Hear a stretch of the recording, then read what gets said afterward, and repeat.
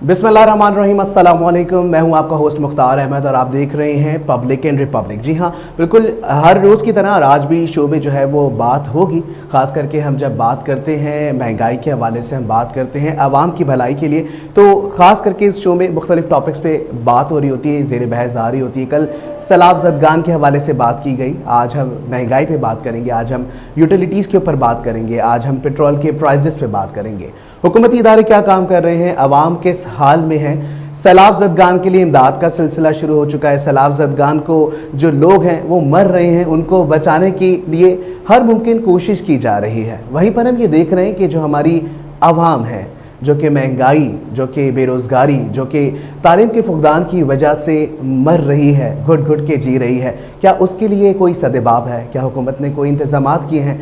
आए दिन महंगाई बढ़ती हुई नज़र आती है। महंगाई के साथ साथ हम देखते हैं कि जी लोग ख़ुदकुशी करने पर मजबूर हो रहे हैं, लोग अपने बच्चों को पढ़ाने से गुरेज कर रहे हैं। एक कहते हैं ना कि जो माशरा होता है, जिस माशरे के अंदर बुनियादी ज़रूरियात पूरी करने के लिए अगर रिसोर्सेज नहीं हैं तो वो माशरा कभी भी तरक्की नहीं कर सकता। इस माशरे में हम वो अवाम हैं जो कि हुकूमत को सेलेक्ट करते हैं, हुकूमत को इलेक्ट करते हैं इलेक्शंस के ज़रिए, और हमारे वोट्स कास्ट होते हैं जिसके ज़रिए कोई भी हुकूमत को मुंतखब किया जाता है और फिर वो मुंतखब होकर हमारे लिए काम कर रही होती है। तो क्या हुकूमती इदारे इस वक्त, क्योंकि पिछली हुकूमतें भी देखें और अगर अब की हुकूमत देखें तो क्या रद्द बदल है। उस वक्त भी महंगाई का रोना था, पेट्रोल का रोना था, और आज भी यही देख रहे हैं कि जी पेट्रोल और महंगाई इस कदर बढ़ गई है, 45% से तजावुज़ कर चुकी है महंगाई। पेट्रोल की बात करें तो 250 रुपये लीटर के करीब है, 235.58, 236 रुपये के बराबर जो है वो पेट्रोल कर दिया गया है। पिछली हुकूमत की अगर बात की जाए तो साबिका हुकूमत ने पीडीएम जो कि एक तहरीक चलाई गई और उसे 2020 के सितंबर से उसका आगाज़ किया गया। उस तहरीक का मकसद ये था कि आवाम को महंगाई से, बेरोज़गारी से, आवाम को जो है वो हर उस बेसिक फैसिलिटी से, उस फैसिलिटी को प्रोवाइड किया जाए जिससे वो महरूम है। लेकिन उसके बरक्स देखते हैं कि जब हुकूमत को हटाया गया और आईनी तरीके से, लेकिन उसके बाद जब हम ये देख रहे हैं कि जनाब महंगाई की वजह से लोग पिस रहे हैं, आज भी लोग जो हैं वो ख़ुदकुशी करने पर मजबूर हैं। सोशल मीडिया पे मुख्तलिफ तरह की वीडियोस आती हैं और उसके साथ साथ हम ये देखते हैं कि जनाब ये सिलसिला इसी तरह आगे चल रहा होता है और आगे चलते चलते आज हम इस मकाम पर हैं कि लोग ख़ुदकुशी के साथ साथ लोग जो हैं ये भी करने पे मजबूर हैं कि जनाब वो उस चीज़ से गुरेज कर रहे हैं कि जनाब हमें इस अशिया को ख़त्म कर देना। यूटिलिटी की बात करना चाहूँगा। यूटिलिटी की अगर बात करें तो बेसिक चीज़ों की मैं बात करूं तो आटा, अंडे, तेल, घी, टमाटर, प्याज, ये वो चीज़ें जो कि बेसिक हर घर में बनती हैं, आज इसकी प्राइस दुगनी नहीं 3 गुना से भी तजावुज़ कर चुकी है। यही अगर मैं बात करूंगा कि बच्चों के हवाले से, कि अगर एलपीजी गैस की बात की जाए, लकड़ी जो कि जलाने के लिए काम आती है, तो ये वो सारी चीज़ें हैं जो कि बहुत ही बेसिक है और जो हर शख्स की बुनियादी ज़रूरत है। बच्चों का सूखा दूध, या बच्चों के लिए दूध लें, दही लें, रोटी लें, और ये जो चीज़ें हैं ये वो चीज़ें हैं कि जिसके ऊपर मैं ये देख रहा हूँ कि लोग तरस रहे हैं। लोग जो हैं ख़ास करके यूटिलिटी एक ऐसी सिस्टम बनाया जाता है जहाँ पे आवाम को रिलीफ दिया जाता है। वज़ीर आज़म जो कि अब के वज़ीर आज़म हमारे शहबाज शरीफ हैं, उन्होंने रिलीफ के लिए यूटिलिटी का रिलीफ दिया। कितने अरबों रुपए की सब्सिडी दी कि लोगों को बेसिक नीड में किसी किस्म की प्रॉब्लम हो। लेकिन आज भी हम ये देख रहे हैं कि महंगाई के इस दौर में यूटिलिटी स्टोर्स पे भी वो चीज़ें दुगने दामों मिल रही हैं। बहुत ही ज़्यादा अफसोस की बात है। लेकिन इसके साथ साथ पेट्रोल के प्राइसेस पे भी बात होगी, हम बिजली के यूनिट्स पे भी बात करेंगे, क्योंकि बिजली के हवाले से ना सिर्फ कराची, हैदराबाद, पूरा मुल्क परेशान है। लोड शेडिंग का सिलसिला अपनी तरफ जारी है। हर इलाके में 6 से 8 घंटे की लोड शेडिंग का दौरानिया है, लेकिन इसके साथ साथ बिजली के बिलों की भरमार है। एक वो घर आना जिसके अंदर एक कहते हैं ना कि बेसिक तनख्वाह जो कि एक मज़दूर की है, वो जो बेसिक तनख्वाह मज़दूर की वो 25,000 रुपये है। आप एक महीने का बिल 25,000 रुपये दे देते हैं, 20,000 रुपये दे देते हैं, तो वो दूसरी अपनी घर की ज़रूरियात को कैसा पूरा करेगा। जी हाँ बिल्कुल जनाब, इस पर भी सारी बात होगी और ये सारा सिलसिला इसी तरीके से जारी रहेगा। वज़ीर आज़म शहबाज शरीफ कहते हैं कि मुल्क में जो महंगाई हुई है वो इमरान खान साहब की वजह से आई है, क्योंकि उन्होंने मुख्तलिफ जो अशिया खुर्दनोश है या इसके अलावा पेट्रोल की जो सब्सिडी है, इन सब के लिए उन्होंने यही कहा कि जनाब ये जितनी पेट्रोल के प्राइसेस जो थे उसमें सब्सिडी देके आवाम को रिलीफ देने के चक्कर में, आवाम से वोट बटोरने के चक्कर में उन्होंने पेट्रोल की प्राइसेस को कम रखा। और ये जो प्राइजेस को कम रखा है, इस पर भी हम बात करेंगे। ब्रेक्स पे जाएंगे, ब्रेक से वापस आएंगे, हमारे साथ जुड़े रहिएगा।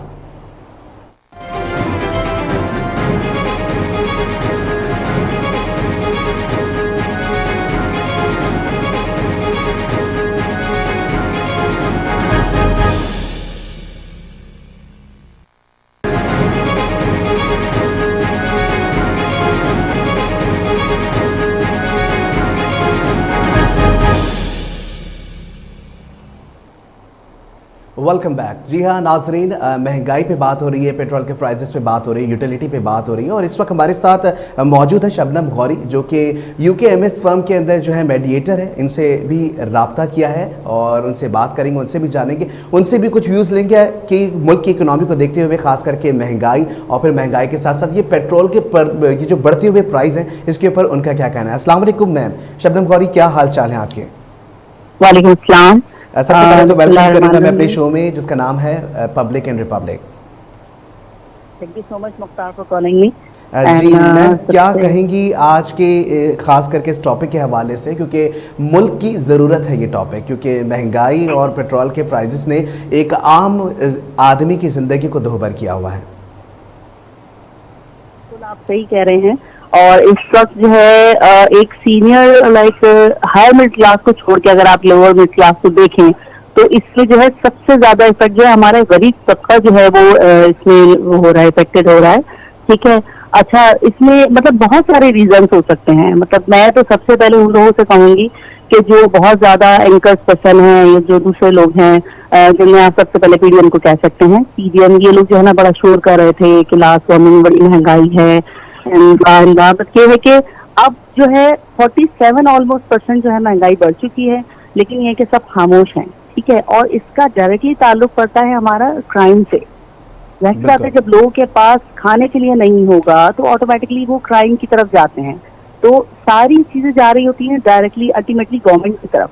अच्छा, महंगाई की जहाँ तक हम बात करते हैं तो हम इसको थोड़ा सा मजीद ब्रीफ इस तरह भी कर सकते हैं कि जिस तक हमारी लास्ट गवर्नमेंट थी, तो जब हमारा IMF से सब कहते थे लोन क्यों ले रही है लास्ट गवर्नमेंट, तो भाई लोन एक आपको पता है इस वक्त हमारे मुल्क को ना इसकी जरूरत है, जो कि एक प्रैक्टिकल बात है। ठीक है, तो अब अगर लोन ले रहे हैं तो मतलब आप जो है उसको फिर टाइमली आपको पे ऑफ भी करना है।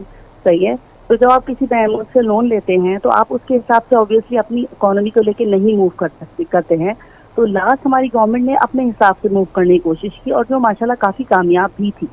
ठीक है, लेकिन वज़ीर आज़म साहब तो कहते हैं, वज़ीर आज़म शहबाज शरीफ साहब तो कहते हैं कि ये जितना अब हमारी महंगाई और IMF का जो हमें कर्जा लेना पड़ रहा है उसके पीछे इमरान खान साहब है, क्योंकि उन्होंने अपनी हुकूमत में पेट्रोल के प्राइसेस बिल्कुल डिक्रीज कर दिए थे आवाम के लिए, और ज़ाहिर ये एक उसका एक समझ लें ड्रॉबैक है। उसकी अगेंस्ट में जो है सिलसिला ये आया है कि जब नेक्स्ट हुकूमत आई है तो उसको ये सारी चीज़ें फेस करनी पड़ रही हैं।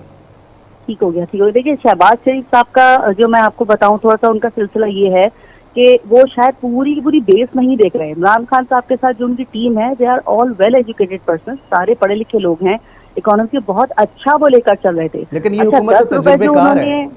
हाँ एग्जैक्टली, मैं आपको बता रही हूँ, तजुर्बेकार हुकूमत होने के बावजूद इनके पास किस चीज का तजुर्बा है? इनके पास सियासत करने का तजुर्बा है। ठीक है, ये सियासत कर सकते हैं, लेकिन इनको नहीं पता कि इसको इकोनॉमिक हमने लेके कैसे चलना है। इमरान खान साहब ने जो 10 रुपए पेट्रोल पर नहीं बढ़ाए थे, वो उन्होंने आपको पता है ये बात पूरी बैकअप है पूरा, कि उन्होंने IMF के कहने पर जो है ना उनके डिक्टेशन पे नहीं चले। जबकि शहबाज हुकूमत का सिलसिला ये है कि वो जो है ना सिर्फ वही कर रहे हैं जो उनको कर्जा दे रहा है, तो वो अपने हिसाब से उनको अपनी फिंगर्स पे जो है ना मूव कर सकता है। भाई आप यहाँ से हमें पैसे दीजिए, वहां से पैसे दीजिए। तो इसका मतलब ये नहीं है कि हम अपने मुल्क को जो है ना बिल्कुल उनके कहने पर बिल्कुल बैक ऑफ कर ले और हर चीज से महंगाई बढ़ाते जाए।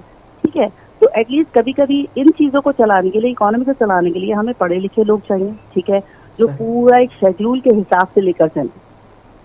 सही, मुझे ये बताइएगा, खास करके लास्ट डे में हमने देखा था कि मिफ्ताह इस्माइल साहब का एक कॉन्फ्रेंस थी, उस कॉन्फ्रेंस में उन्होंने कहा था कि हम शर्मिंदा हैं कि मुल्क में महंगाई 47 साल से ज़्यादा की महंगाई है और तजावुज़ कर गई है। वो कह रहे थे हम शर्मिंदा हैं, तो अब इसका खमियाजा आवाम भुगतेगी।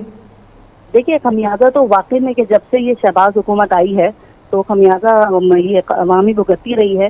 तो अरे मिफ्ताह इस्माइल का जहाँ तक ताल्लुक है, वो तो माशाल्लाह से बड़ा हर दफ़ा महंगाई को बड़े मज़ाकर अंदाज मतलब बयान में वो बयान कर रहे होते हैं लोगों से, बड़ा हंस हंस के बता रहे होते हैं अरे भाई इतने पैसे बढ़ गए, जैसे वो किसी घर के ड्राइंग रूम में बैठे हुए हैं। ऐसा नहीं होता है, आप आवाम के ऊपर बम गिरा रहे हैं और आप कह रहे हैं कि जो है ना 2 रुपए 4 रुपए 5 रुपए बढ़ गए। 2 रुपए 4 रुपए तो नहीं बढ़ रहे हैं ना, इन लोगों ने पेट्रोल की कीमत देखे ना आप कहाँ से कहाँ चली गई है। 235, जी हाँ, 235 चली गई, 150 पर इन लोगों ने पूरी मतलब पूरा पाकिस्तान सर पे उठा, और अब 200 पर ये खामोश, 235 पर खामोश कैसे रह सकते हैं ये लोग? क्या और देखिए, जाहिर सी क्या बात है सोल्यूशन अवाम है? कैसे सोल्यूशन क्या है अवाम को? अगर अब दोबारा से अगर रिहेबिलिटेट होना है अवाम को, अगर इस महंगाई से छुटकारा पाना है, तो क्या सोल्यूशन नजर आता है? भाई सिंपल ये है कि आपको जो है ना अपना एक सिस्टम चेंज करना पड़ेगा, सही है, और पूरा का पूरा सिस्टम चेंज होगा तभी आवाम को जो है ना हम इस महंगाई के जो है ना कैसे होगा तूफान सिस्टम? से निकाल सकेंगे। अल्टीमेटली देखिए बात सारी ये है कि इन लोगों ने जितने कर्जे ले रखे हैं ना, आपको पता है कि किस तरीके की गवर्नमेंट है, किस तरीके से चलता है कर्जे लेने के बाद सिलसिला, क्योंकि लोग इनको कर्जे दे भी ले रहे हैं इनके पूरी बैक हिस्ट्री के बाइस। ठीक है, अगर ईमानदारी के साथ ये जो कर्जे ले रहे हैं उसको लगाएं पैसा, और एटलीस्ट अर्निंग करने लगे, जितना कर्जा ले रहे हैं तो उतारना शुरू करें। ठीक है, ऐसा नहीं होगा फिर हम पर जो है ना कर्जे बढ़ते जाएंगे, हम पर इंटरेस्ट बढ़ता जाएगा, उसकी वजह से हमारी इकोनॉमी सिर्फ और सिर्फ इंटरेस्ट बढ़ने की वजह से हमारी इकोनॉमी फेल हो रही है। सही, आपका कहने का मकसद ये है कि साबिका हुकूमत के कुछ फैसले दुरुस्त भी थे, लेकिन कुछ फैसले मुझे ऐसा लगता है कि ख़ास करके उसको हम आज भुगत रहे हैं। तो वज़ीर आज़म शहबाज शरीफ जो इस वक्त हमारी ज़ाहिरी हुकूमत को लेके चल रहे हैं, आवाम को लेके चल रहे हैं, तो जहाँ मैं थोड़ा सा ऐड करूंगी आपको। आप मुझे कह रहे हैं कि साबिका हुकूमत के फैसले गलत थे। देखें, साबिका हुकूमत के, आप एक छोटी सी मैं आपको एग्जांपल दे देती हूँ कि हालांकि ये थोड़ा सा टॉपिक से हटके हो जाएगा, मगर मैं छोटी सी एग्जांपल दूंगी कि साबिका हुकूमत जब ओवरसीज पाकिस्तानियों से इतना ज्यादा लोन इकट्ठा करके हमारे मुल्क पे लगा सकती है, तो ये क्यों नहीं अच्छा चला सकती थी गवर्नमेंट को? ठीक है, अच्छा दूसरी चीज ये कि साबिका हुकूमत ने अपने ऊपर बर्डन लिया, ठीक है, कुछ सोच समझ के बटन लिया होगा। 10 रुपए पेट्रोल के ऊपर नहीं बढ़ाए, जबकि IMF के कहने के बावजूद उन्होंने नहीं सुनी बात कि हम 10 रुपए नहीं बढ़ा रहे हैं इस पे। ठीक है, तो दैट मीन्स कि वो लोग अपनी आवाम को रिलीफ दे रही थी। यहाँ पे आप बात इसको ये है कि इनकी सियासत कह लें, सियासत कहने इसकी या जो भी कह लें, लेकिन अवाम उस वक्त रिलीफ में थी कि चलो ठीक है गवर्नमेंट पे बर्डन है, लेकिन आम आवाम जो है इसमें सुकून में थी कि हम पर पेट्रोल के बम नहीं गिराए जा रहे। और ऑब्वियसली इसको अगर ये लोग सुकून से चलने देते तो हमारा मुल्क जो है इकोनॉमी उसकी बेहतरीन हो सकती थी। सही। अच्छा, अभी देखिए हम ये देख रहे हैं कि इमरान खान साहब ने जो है वो टेलीथॉन के जरिए एक बड़ा बल्क अमाउंट 500 अरब जो है वो पाकिस्तान के लिए जो है वो किया, लेकिन कहाँ यूटिलाइजेशन होती है ये चीज़ समझ नहीं आती है। यहाँ बात करते हैं बिलावल भुट्टो ज़रदारी की, अगर उनकी बात की जाए कि वज़ीर ख़ारिजा हैं वो, और उन्होंने UN के ज़रिए जो है वो इमदाद जो है वो इतना पेमेंट जो है वो इतने पैसे जमा किए हैं, तो क्या यूटिलाइजेशन सही तरीके से हो रही है? इमरान खान साहब भी इतना अमाउंट एक दिन में 2 घंटे में जमा करते हैं, सोशल मीडिया पे बड़ी बड़ी पोस्टें बड़े बड़े होते हैं, लेकिन दूसरी जगह देख रहे हैं कि वो जलसे कर रहे हैं, मुल्क जो है वो तबाही के दहाने पर है, सैलाब हो रहे हैं, और वहाँ पे हम देखते हैं कि वो खर्च कर रहे हैं तो कहाँ कर रहे हैं कि वो बड़े बड़े जलसे कर रहे हैं। इस पर क्या कहेंगे? देखें, ये मैं एक अपना छोटा सा पॉइंट ऑफ व्यू दूंगी। आप ये देखें कि पिछले दिनों इमरान खान साहब के पीछे ये सब लगे हुए थे कि इनका बाहर से फॉरेन फंडिंग हो रही है, और अभी यही लोग जो है ना उन्हीं ओवरसीज पाकिस्तानियों से जो करंट हुकूमत है पैसों की मतलब फरियाद कर रही है। लेकिन इमरान खान साहब के कहने पर पहले तो ये इस बात पे प्रॉब्लम करेंगे कि वहां से पैसा आने पर भी ये आप देखिएगा सबकी नजरें होंगी कि 5 अरब जो आ रहे हैं फॉरेन फंडिंग आ रही है, तो वो क्यों आ रही है और हमसे क्यों नहीं आई और इमरान खान साहब से क्यों आ रही है, एक चीज।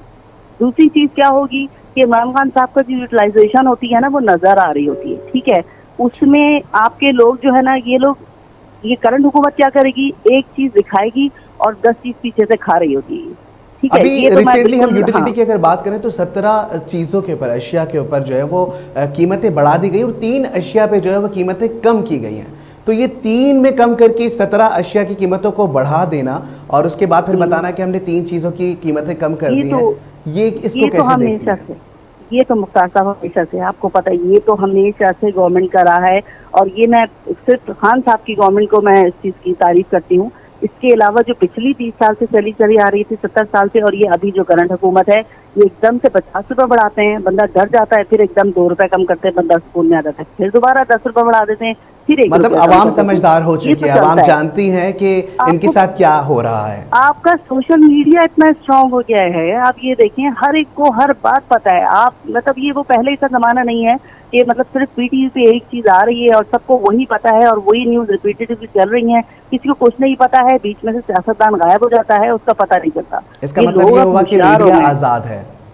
बिल्कुल मीडिया आजाद है और ये मतलब बहुत कोशिश भी कर रहे हैं कि मीडिया को दबाया जाए, लेकिन मीडिया नहीं रुक सकता। कहाँ तक रोकेंगे आप उसको? और हर एक को आप यकीन करें, मैं तो चलो ठीक है, I am senior mediator in UKMS firm, but ये कि एक आम आदमी जिसको जिसको कुछ नहीं मालूम है, अगर फिर भी उसको पूरी सियासत मालूम होगी कि भाई ये हो रहा है और ये हो सकता है। बिल्कुल। अच्छा शबनम, मुझे सिर्फ एक आखिरी, मैं चाहूँगा कि आप एक मैसेज अगर हुकूमत को देना चाहेंगी, जो मौजूदा हुकूमत है उसको क्या मैसेज देना चाहेंगी, खास करके अगर आवाम को कोई रिलीफ देना है तो कोई ऐसी सजेशन जो आप देना चाहें?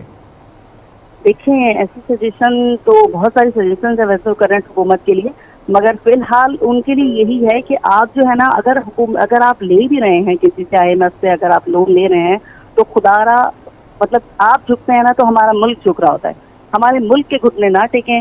आपने किसी के भी आए घुटने टेकने ना, आप खामोशी देखते, लेकिन मुल्क को ना झुकाएं, ठीक है?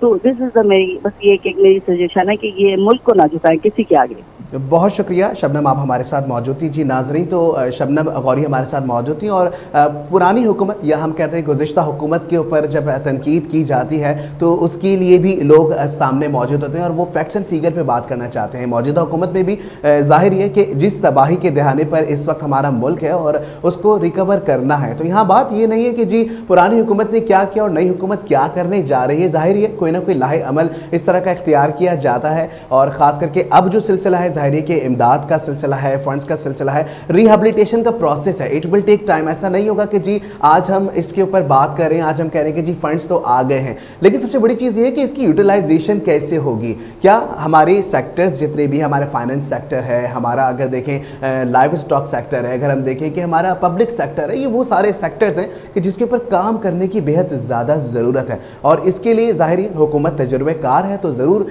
अपने तजुर्बों से, अपने माहिरीन से मिल के मशावरत करके जो है मुल्क की इकोनॉमी को बेटर बनाने के लिए कोई ना कोई संजीदा इकदाम ज़रूर करेगी। जी हाँ बिल्कुल, आगे वज़ीर आज़म शहबाज शरीफ के बयान के हवाले से ही बात होगी कि 300 यूनिट बिजली के यूनिट पे अगर हम बात करेंगे कि 300 यूनिट की जो बिजली है उसके ऊपर जो है वो एडजस्टमेंट फ्यूल चार्जेस जो है वो ख़त्म कर दिए गए हैं।